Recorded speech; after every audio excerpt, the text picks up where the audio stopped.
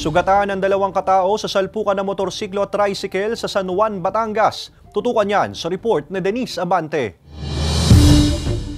Nakatagilid sa gitna ng kalsadang sakop ng Barangay Talahiban 2 ang tricycle na ito nang marespondihan ng mga otoridad pasado alas 10 ng umaga kahapon. Sa investigasyon ng pulisya, patungo sana sa bayan ang babaeng rider mula sa Barangay Laia habang palaiya naman ang tricycle. Hindi umano napansin ng rider ang bato sa gilid ng kalsada na dahilan ng aksidente. Itong motor ay mabilis ang takbo, nasa outer lane sa shoulder. Hindi niya napansin na may bato, nawalan siya ng control. Kaya bumangga siya sa tricycle, yung sa opposite direction. Nayupi rin ang unahang bahagi ng motorsiklong minamaneho ng 27 anyos na rider habang wala naman gaanong sira ang tricycle. Agad na naisugod ang parehong driver sa ospital at patuloy na nagpapagaling ayon sa pulisya. Ayon sa ating investigador, sila ay nagkasundo na. At ito naman ay magkapit-bahay.